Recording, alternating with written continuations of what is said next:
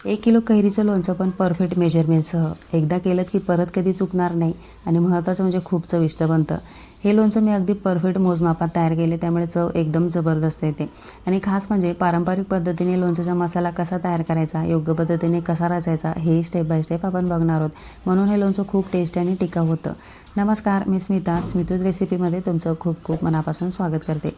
याच मोजमापाचा वापर करून तुम्ही 1 किलोच नाही तर 5 किंवा 10 किलो लोणचं अगदी परफेक्ट बनवू शकता. आणि खास म्हणजे नीट केलं ना तर हे लोणचं वर्षभरच नाही तर 2 वर्षे छान टिकतं. आता या ठिकाणी 1 किलो कैरीपासून मी लोणचं तयार करते. आता यांना स्वच्छ धुवून घेतल्यात, मग मस्त कोरड्या पुसून घेतलेल्या आहेत. कारण लोणचं तयार करताना कैरीला ओलावा हा अजिबात चालत नाही. कैरी जर ओलसर असेल ना तर आपलं हे लोणचं पटकन खराब होतं, म्हणून छान कोरड्या पुसून घ्यायच्यात. आता यांना मी कट करायच्या आधी आतला बी चेक करून घेतलेला आहे. खूप कडक वाटतोय ना मला, म्हणून मी फक्त साईडचा पार्ट त्याचा काढलेला आहे. आतला बी आहे तसाच ठेवलेला आहे. जर कैऱ्या खूप कोवळ्या असतील ना तर त्यांना व्यवस्थित कट करून घ्यायचा, आतला बी तेवढा काढून घ्यायचा आणि मस्त हव्या त्या आकारात छोटे छोटे पीस असे कट करून घ्यायचे.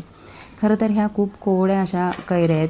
खरं तर या कैरींचं लोणचं 1 महिन्यापेक्षा जास्त दिवस टिकत नाही, कारण ह्या कैऱ्या सीझनच्या सुरुवातीच्या कैऱ्या आहेत, म्हणून लोणचं लवकर खराब होतं, जसं 1 महिना टिकतं. जर आपल्याला टिकाऊ कैरीचं लोणचं तयार करायचं असेल ना, जसं वर्ष 2 वर्ष टिकणारं, तर त्यासाठी लोणच्याच्या कैऱ्या वापरायच्या असतात आपल्याला. किंवा एप्रिलच्या एंडिंगला किंवा जूनच्या सुरुवातीला बाजारामध्ये लोणच्याच्या कैऱ्या येतात ना, त्या कैरीपासून आपल्याला ते लोणचं तयार करायचं असतं. आणि ह्याच पद्धतीचा मसाला तयार करून तुम्ही 1 किलोच काय 5 किंवा 10 किलो देखील तयार करू शकता. खूप परफेक्ट असं लोणचं तयार होतं. वर्षच काय 2 वर्षे अजिबात खराब होणार नाही याची खात्री मी तुम्हाला देते. आणि चव तर खूप जबरदस्त येते. आता या ठिकाणी आपण तयारी करून घेऊयात मसाल्यांची. एक छोटासा कप आहे माझ्याकडे, त्याचं मेजरमेंट मी तुम्हाला सांगणार आहे. 1 किलो कैरीसाठी सपाट कप एवढं मी मीठ घेतलेलं आहे आणि 1 सपाट कप एवढी पिवळी मोहरीची डाळ घेतलेली आहे. मेथीचे दाणे वापरणारे मी पाव कप एवढे मेथीचे दाणे वापरणारे आणि बडीशोप वापरणारे, ही देखील पाव कप आपल्याला बडीशोप वापरायचे. मेथीचे दाणे आणि बडीशोप व्यवस्थित निवडून घ्यायचे, त्यातले खडे वगैरे काढून घ्यायचे. आता धने वापरणारे मी 2 चमचे एवढे मी धने वापरणारे. आता बाकी मसाल्यांची आपल्याला जाड भरड करायची असते. जसं धने आणि बडीशोप हे एकत्र करून जाड असं भरड करून घेणारे आणि मेथीचे दाणे हे सेपरेट असे जाड भरड करून घ्यायची. लसूण वापरते मी 25 ते 30 पाकळ्या, अशा निवडलेल्या पाकळ्या मी वापरणारे. आणि अंदाजाने जर मोजलं ना आपण हाताने, अर्धी मूठ एवढे हे लसूणच्या पाकळ्या होतात, एवढे आपल्याला लसूण वापरायचे आहेत. याच्यामध्ये लाल चटणी पावडर वापरणार आहे मी. तिखटाप्रमाणे तुम्ही कमी जास्त करू शकतात. या ठिकाणी मी 4 ते 5 चमचे एवढे लाल चटणी पावडर वापरली. याची देखील लसूण आणि चटणी याची आपल्याला पेस्ट तयार करून घ्यायची. आता खडे मसाले आपण बघूयात. 4 काळी मिरी घेतली, 4 लवंगा घेतलेल्या आहेत आणि 4 हिरवी वेलची घेतलेली मी. आणि हिंग घेतला आहे, पाव चमचे एवढा हिंग घेतलेला आहे. आणि बाकीचे खडे मसाले म्हटले तर याच्यामध्ये दालचिनीचा तुकडा घेतलेला आहे, अगदी पाव इंचापेक्षा छोटासा तुकडा आपल्याला वापरायचा आहे. 2 पाकळ्या अशा स्टार फुलच्या वापरायच्या आहेत. तेजपान अर्ध वापरायचं आहे. सुंठ अगदी पाव इंचापेक्षा छोटासा तुकडा वापरायचा आहे. आणि जावित्री ही पाव इंचापेक्षा अगदी कमी अशी वापरायची.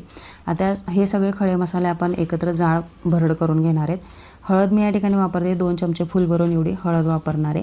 आणि तेल वापरणारे 2 कप एवढं वापरणारे. जे कप मी तुम्हाला दाखवलं ना त्याच कपाने बाकीचं कपाचं मी माप सांगितलेलं आहे आणि बाकीचं चमचेचं साहित्य तुम्हाला सांगितलेलं आहे. सगळं परफेक्ट असं आपण मोजून मापून घेतलं आहे.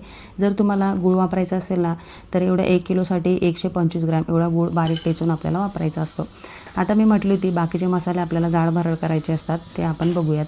आता याच्यामध्ये सगळे खडे मसाले, लवंग, काळी मिरी आणि हिरवी वेलची यांची जाड भरड करून घ्यायची.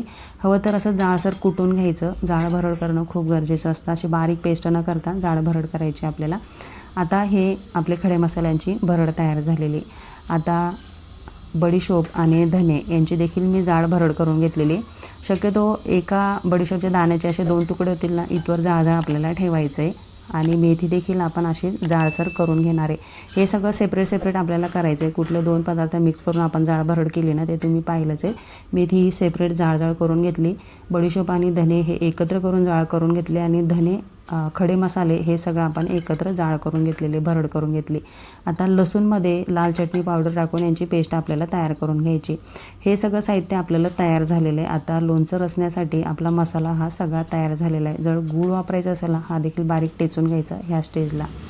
आता आपण लोणचं रचण्याची पद्धत बघूया. ही खूप पारंपरिक अशी पद्धत आहे. माझी आई, सासू किंवा आजी वगैरे ह्याच पद्धतीने रचायच्या. यामुळे खूप छान परफेक्ट असं हे लोणचं तयार होतं. टेस्ट मस्त येते आणि टिकण्यासाठी देखील मदत होते.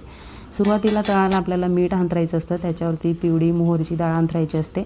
मग याच्यावर खड्या मसाल्यांची भरडे आणि हिंग हे आपल्याला टाकायचे असतात. आता जी लाल चटणी पावडरची आपण पेस्ट तयार करून घेतली ती ना, ते लसूण मुळे अशी ओलसर झालेली ना, त्याचे खडे असे चुरून घ्यायचे आणि ते देखील आपल्याला पसरून घ्यायचे. आता याच्यावरती मी बडीशोप आणि धने याची जाड भरड केली ना, ती टाकलेली आहे आणि मग याच्यावरती मेथीचे दाणे हे अंथरून दिलेले आहेत. आता आपण याच्यात सगळं टाकलं आहे, फक्त हळद आपण वापरत नाही. आता हळद ह्या स्टेजला न वापरता लोणचंमध्ये गरम तेल आपण टाकतो आणि ते पूर्ण गार झाल्यानंतर, म्हणजे लोणचंमध्ये कैरी टाकायच्या आधी आपल्याला हळद वापरायची असते. जर गरम असताना जर आपण हळद टाकली ना, तर हे लोणचं काळपट होतं, कैरी ही काळपट होते.